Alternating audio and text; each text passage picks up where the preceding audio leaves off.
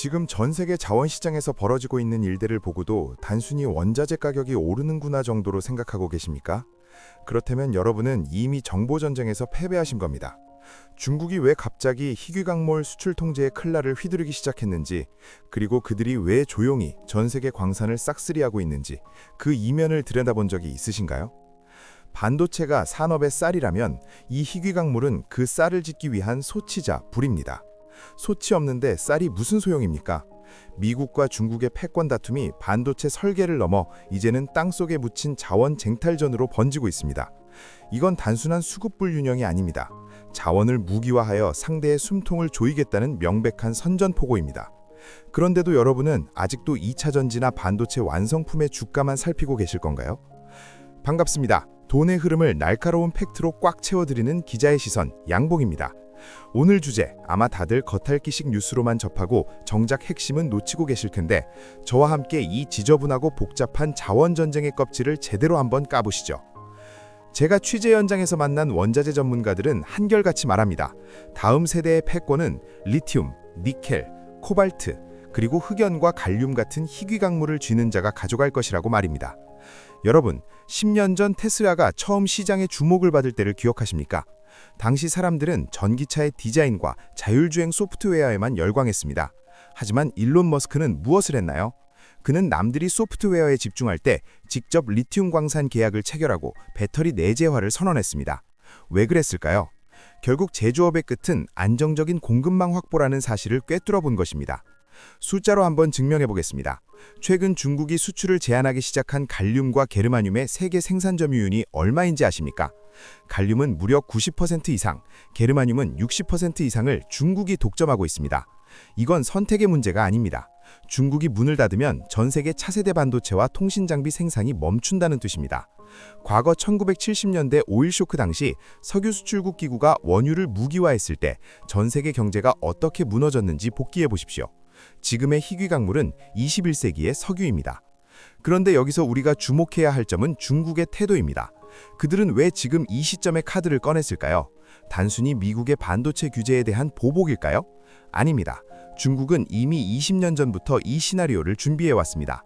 아프리카의 척박한 땅부터 남미의 리튬 삼각지대까지 중국 자본이 들어가지 않은 곳이 없습니다. 2020년 팬데믹으로 전 세계 공급망이 마비되었을 때, 다른 국가들이 방역에 정신이 팔려 있을 때도 중국은 희귀광물 기업들의 지분을 공격적으로 늘렸습니다. 숫자는 거짓말을 하지 않습니다. 당시 리튬 가격이 폭등하기 직전 중국 기업들의 재고자산 수치를 확인해 보셨습니까? 평년 대비 3배 이상의 물량을 비축하고 있었습니다. 과연 이것이 우연일까요? 투자자라면 여기서 대중의 심리와 반대로 움직이는 통찰을 발휘해야 합니다. 대부분의 개인 투자자들은 뉴스가 터지고 가격이 급등한 후에야 관심을 가집니다. 하지만 부자들은, 소위 말하는 스마트머니는 가격이 바닥을 기고 아무도 관심 없을 때 이미 공급망의 상류, 즉 업스트림 단계의 베팅을 끝냈습니다. 여러분은 지금 어디를 보고 계십니까? 완성차 업체가 몇 대를 팔았는지, 반도체 출하량이 얼마인지에만 매몰되어 있지는 않으신가요? 이 종목이 광물 대장주라더라 하는 소문에 소중한 재산을 맡기지 마십시오. 숫자를 보십시오. 해당 기업의 현금 흐름이 광산 개발이라는 막대한 비용을 감당할 수 있는지, 부채 비율은 적정한지를 먼저 따져보라는 말입니다. 자본주의 시장은 정말 냉혹합니다. 정보가 늦은 개인들에게 절대 수익을 떠먹여주지 않습니다. 여러분이 공포를 느낄 때 누군가는 저점에서 물량을 매집하고, 여러분이 환호하며 불나방처럼 뛰어들 때 그들은 조용히 차익을 실현하고 나갑니다. 지금 희귀광물 시장에 대한 뉴스가 쏟아지고 있지만 아직 기회는 있습니다. 왜냐하면 아직 대중은 이 현상의 본질인 자원민족주의의 무서움을 체감하지 못하고 있기 때문입니다. 경제학적으로 볼 때 공급 곡선이 수직에 가까워질수록 가격 탄력성은 무의미해집니다. 즉, 부르는 게 값이 되는 시장이 온다는 겁니다. 닷컴 버블 당시 실체 없는 IT 기업들이 난무했을 때도 결국 살아남아 시장을 지배한 것은 하드웨어와 인프라를 장악한 기업들이었습니다. 지금의 인공지능 시대도 마찬가지입니다. 알고리즘보다 중요한 것은 그 알고리즘을 돌릴 하드웨어고, 그 하드웨어를 만들 원재료입니다. 자, 이제 기자의 제언을 드리겠습니다.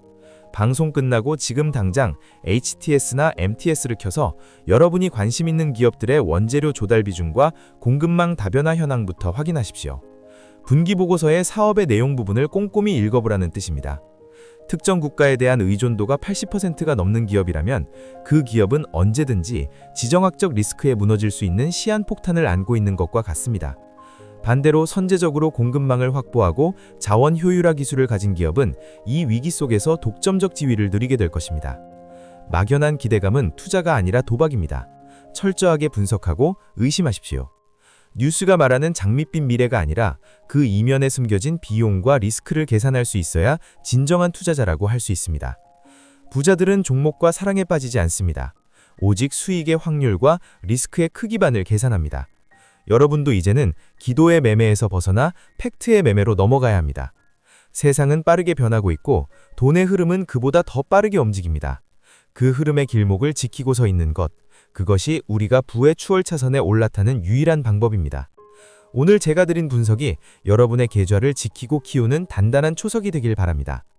지금까지 팩트로 꽉 채운 경제브리핑 양봉인의 돈방석의 양봉이었습니다. 다음 시간에는 더 날카롭고 깊은 있는 분석으로 돌아오겠습니다. 구독과 알림 설정으로 이 거대한 돈의 흐름을 놓치지 마십시오. 시청해주셔서 감사합니다.